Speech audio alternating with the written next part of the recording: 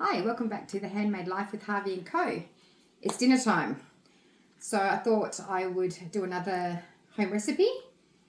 Usually would Noah would be doing it with me, but he's not well today, so I'm not going cooking with me. This is a beef and broccoli stir fry recipe that I got from my mother-in-law. Amazing cook, so I was really lucky to learn from her. So let's get started. Not too many ingredients today. We've got some beef tenderloin that I've cut into strips, about 450 to 500 grams. I've got a big bowl of broccoli and snow peas that I've chopped and tailed. Broccoli's cut down into florets. And I also like to cut down the stem itself once I've cleaned it up and not waste it because that's a nice little crunch. So I'm just going to quickly blanch those. I've got some water already boiling on the stove. So I'm going to quickly pop those in and just blanch them off. So they'll only be in there for a minute. Just give them a quick stir.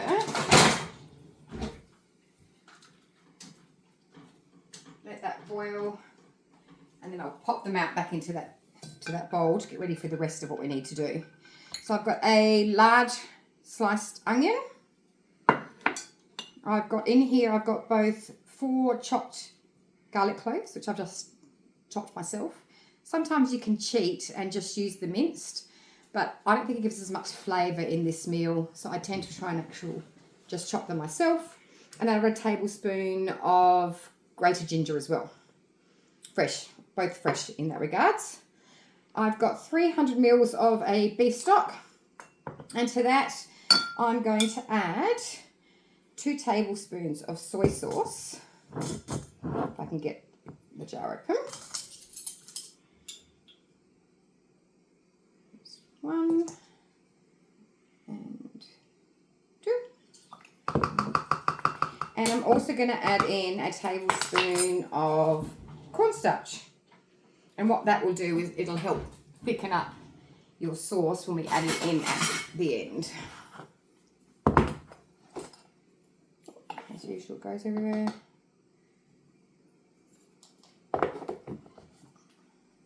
Other than some peanut oil, I've got a 1/4 cup of that. I don't know if I'll use all of that, but that's pretty much, and some salt and pepper, and 3 tablespoons of water into there as well.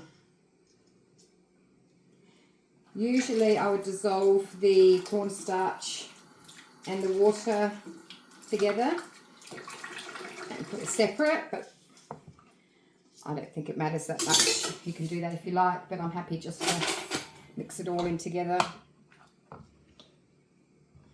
Make sure that there's no lumps from the cornstarch though, and that's all stirred through. And then obviously some salt and pepper, which I'll add while I'm cooking.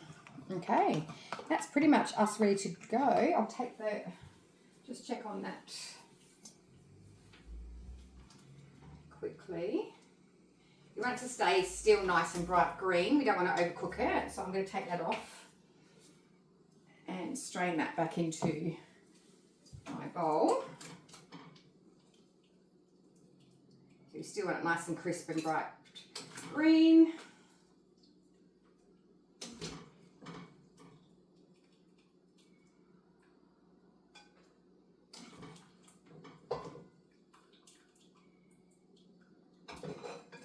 As you can see, I've got this amazing yellow bowl that I literally just got today. My daughter Morgan has been away in Adelaide, and she was helping her aunties and uncles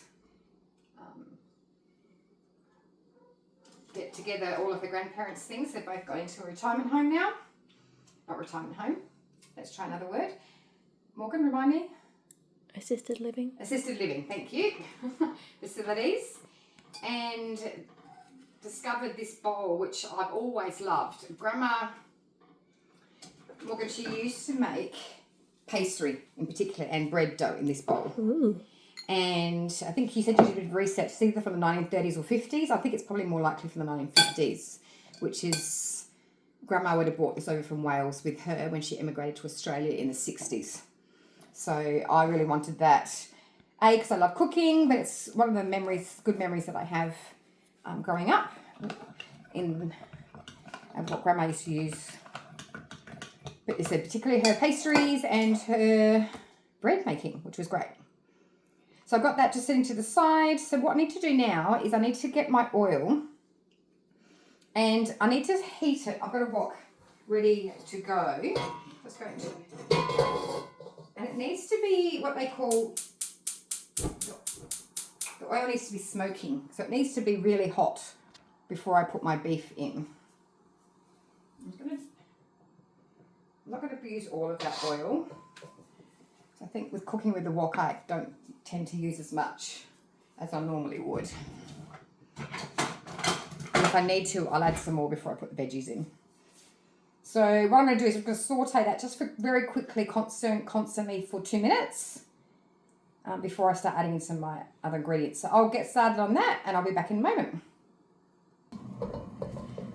So as you can see, this oil is starting to get hot and smoky. And it's starting to bubble around my spatula, which means it's really hot, which is great. That's what we want.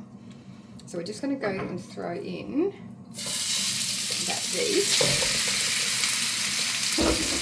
And make sure, as I said, that we're stirring the whole time.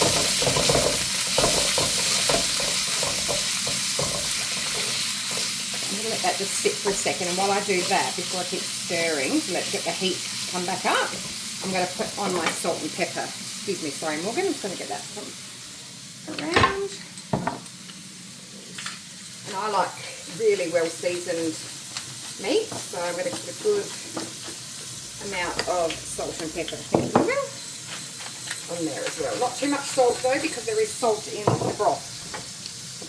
I'm just going to grab, excuse me Morgan, sorry, because the edge of my wok will get quite hot. I've got a little silicone handle so I can hold it without getting burnt. Now we're just going to caramelise or brown off this meat first, and what that will do is seal in the flavour, but I don't want to cook it completely because you don't want it to be tough. Okay, we're just going to move it around. Definitely more than enough oil in there. There's not enough colour yet, but we're going to get some more colour in a moment. When the majority of the meat seems to have reached some sort of colour,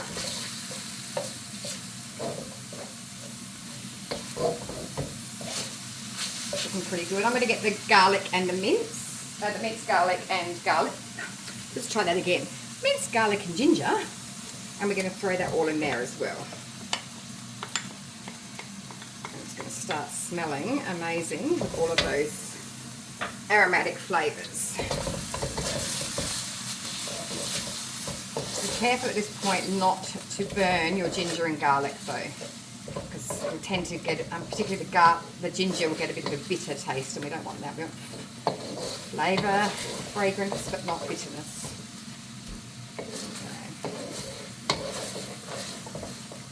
I'll spread that out a little bit so I can get the heat all the way through.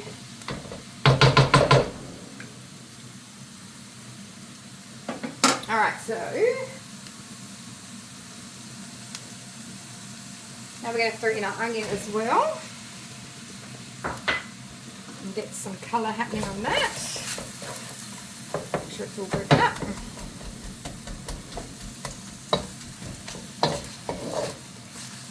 Still a strong smelling onion.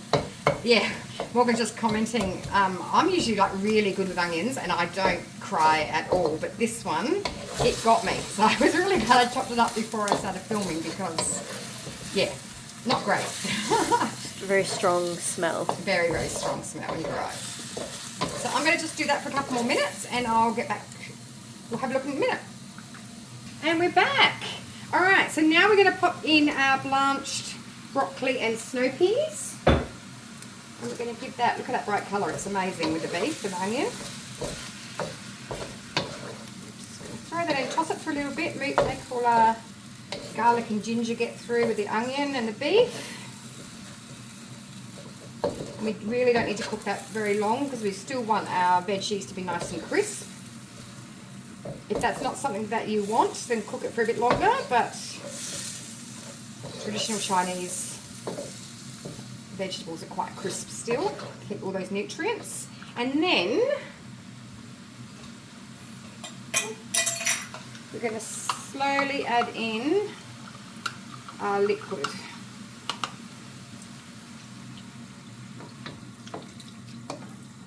Put that all around. And we're pretty much going to cook that until the liquid is bubbling and it starts to thicken a little bit with that cornstarch, and it will be ready. And that is a quick beef and broccoli stir fry.